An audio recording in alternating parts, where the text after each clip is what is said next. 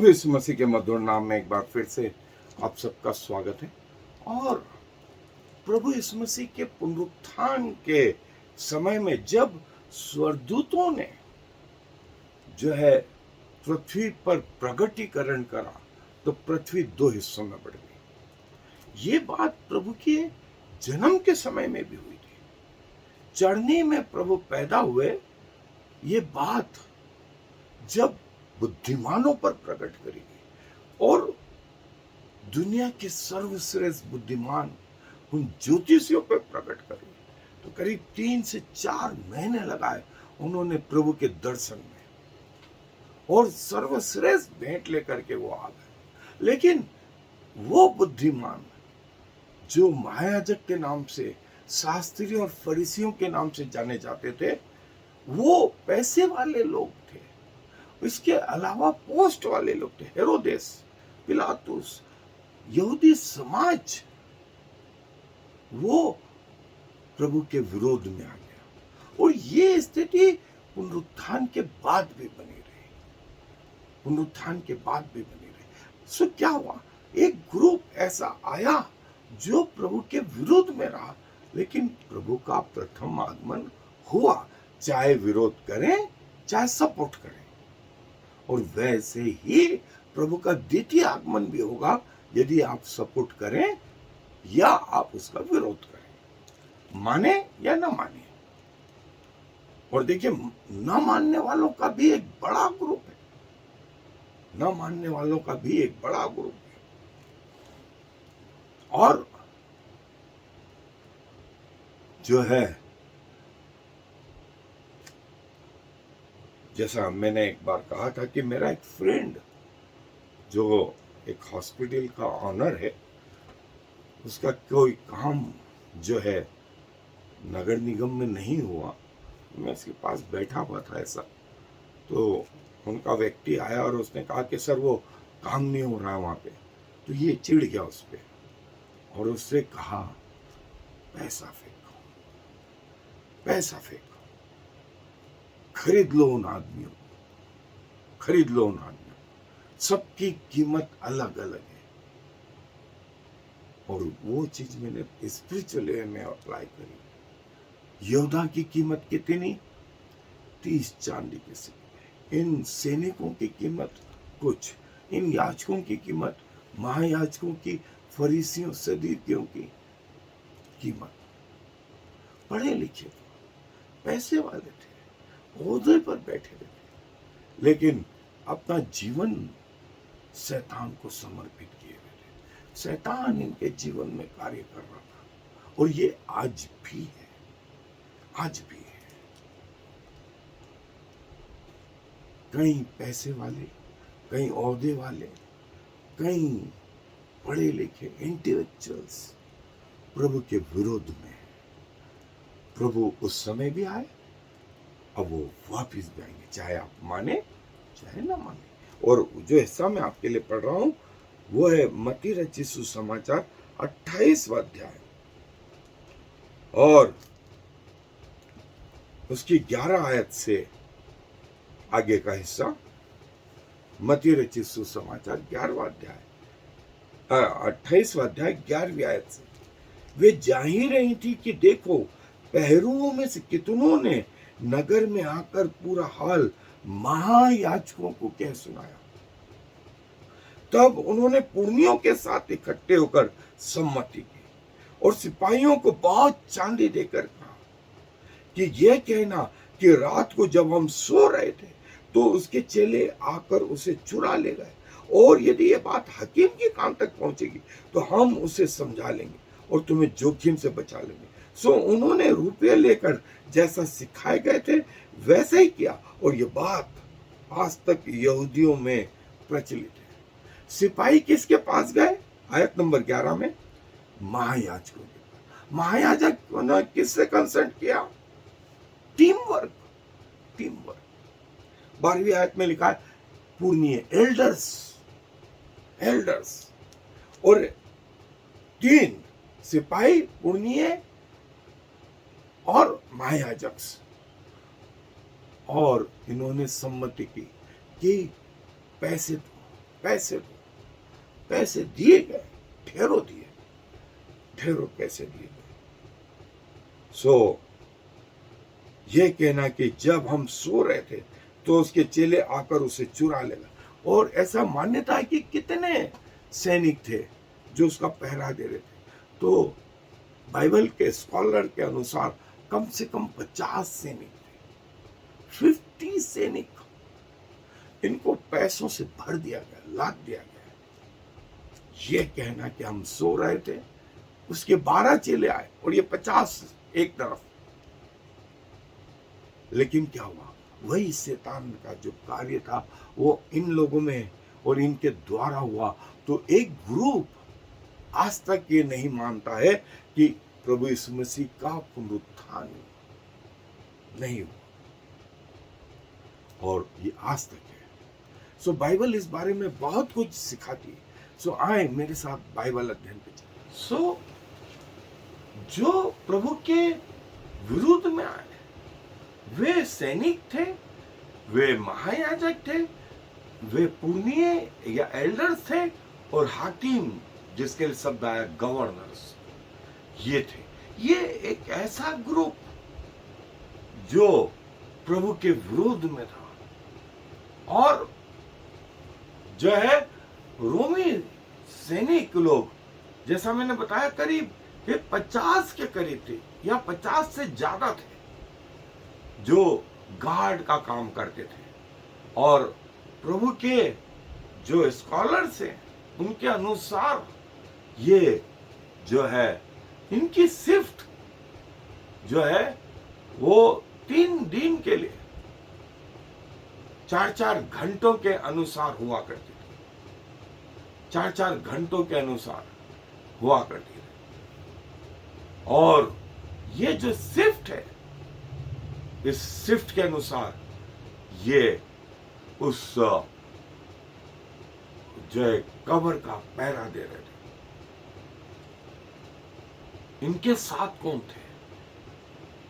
करीब पिलातुस ने कहा कि तुम्हारे पास सैनिक है, ले जाओ और कब्र की रखवाली करो, कब्र की रखवाली करो। और पिलातुस ने कहा जाओ जाओ। और वे लोग गए और कब्र की रखवाली करी। लेकिन वे एक स्वर्गीय सैनिक स्वर्गदूत से डर गए। सो करीब जैसा लिखा है कि 4 सैनिक 4-4 घंटे के जो है अंतराल से जो है ये पहरा दे रहे थे। और हर 4 घंटे में ये पहरे का दौर जारी था। और जैसे ही वो स्वर्गदूत उतरा, भूकंप हुआ। और जो है वे सब मृतक समान ऐसा डर गए। वो स्वर्गदूत आया, वो चाहता तो मार डालता, लेकिन उसने मारा नहीं। इनको इनके हाल पे छोड़ा कि ये क्या करें।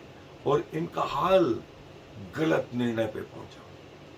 इनका हाल, उन्होंने जाकर के नगर में उन महायाजकों को बोला और महायाजक पुण्यों के साथ सम्मति करी और ये डिसाइड करा पैसे से खरीदना। और पैसा दिया गया, भरपूरी से दिया गया। और इन्होंने जाकर के नगर में सब लोगों को कहा हम सो रहे थे। उसके चेले आए और उसे चुरा ले गए। देखिए ये है शैतानी कार्य।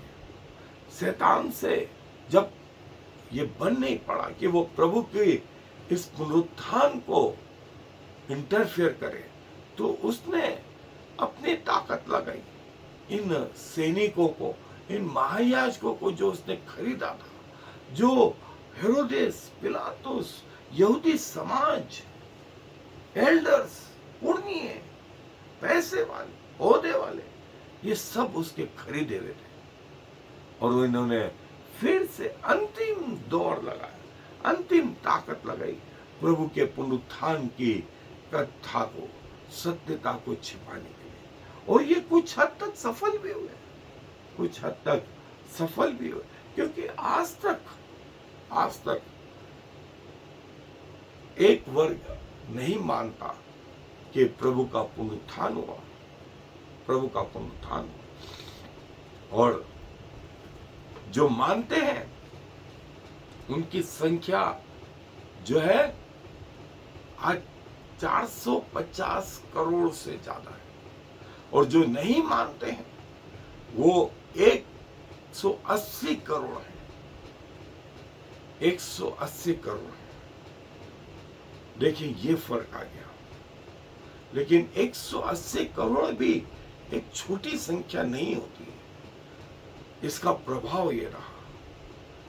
और ओरिजिनल इज़राइल मात्र 1 करोड़ भी नहीं रह गए, 1 करोड़ भी नहीं। इन 2000 सालों में शैतान जो है कुछ हद तक कामयाब तो रहा है, लेकिन पूरी रीति से नहीं, पूरी रीति से। और देखें ये सैनिक लोग जो 4-4 घंटे का पहरा, करीब 50 सैनिक, 50, और पैसे दिए गए, पैसे दिए गए। प्रभु का दूत उतरा, हिंडोल हुआ। जब प्रभु का दूत उतरा तो ये पत्थर हटा दिया गया, पत्थर हटा दिया गया, और ये सैनिक मृतक समान हो। स्वर्गदूत चाहता तो इन्हें मार डालता, लेकिन उसने छोड़ा, एक उचित निर्णय ले। और उचित निर्णय में जिस निर्णय को लिया गया वो था पैसा, और झूठी खबर उस पैसे के जरिए फैलाई गई। और 180 करोड़ लोग 2000 साल बाद नहीं मानते कि प्रभु यीशु मसीह क्रूस पे चढ़ा था या उसका पुनरुत्थान हुआ था। वो बोले कोई और था, वो कोई और था। लेकिन जो इस पर विश्वास करता है वो 450 करोड़ है, 450 करोड़। 160 कंट्री से ज्यादा दुनिया में मसीह कंट्री है, मसीह कंट्री, क्रिश्चियन कंट्री है 160 से ज्यादा। और जो नहीं मानते वो 57 कंट्री, 57 कंट्री। ये बड़ा फर्क है। आपका क्या विचार है? आप किस जगह जाना चाहते हैं? जैसे ये पैसे वालों ने, ऊंचे ओहदे वालों ने, ये समाज के ठेकेदारों ने, पढ़े लिखे लोगों ने अपने आप को शैतान को समर्पित कर दिया, और शैतान ने इनका भरपूर इसे उपयोग करा। कई लोग आज भी अपने आप को इसको समर्पित करते हैं, इसको समर्पित करते हैं। कईयों ने अपने जीवन को प्रभु यीशु मसीह को समर्पित करा, तो कईयों ने अपने जीवन को शैतान को समर्पित करा। प्रभु आप सबकी सहायता मदद करे कि आप प्रभु को अपना जीवन समर्पित कर पाए। प्रभु अपने वचन पर आशीष दे। आए दुआ में अपने स्वरों को प्रभु जी धन्यवाद देते हैं कि भले दुनिया 2 भागों में बढ़ गई।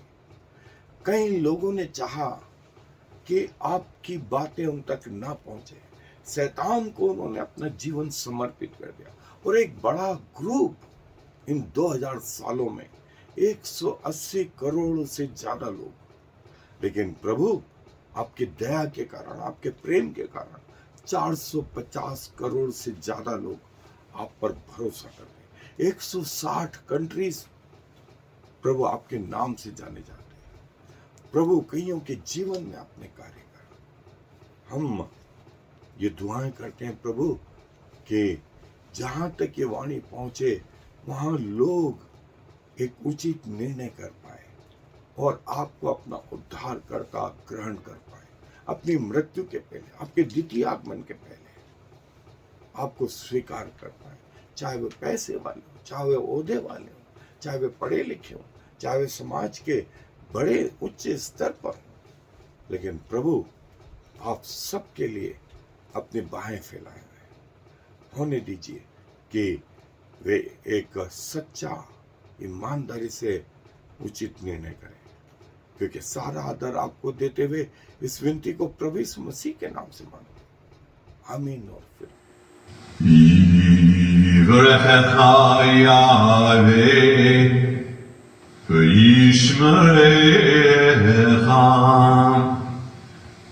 Ya'er Yahweh v'chunecha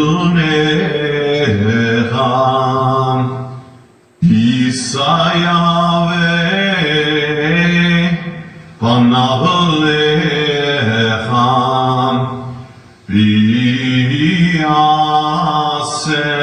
lecha Shalom. May the Lord bless you and protect you. May the Lord smile on you and be gracious to you. May the Lord show you his favor and give you his peace.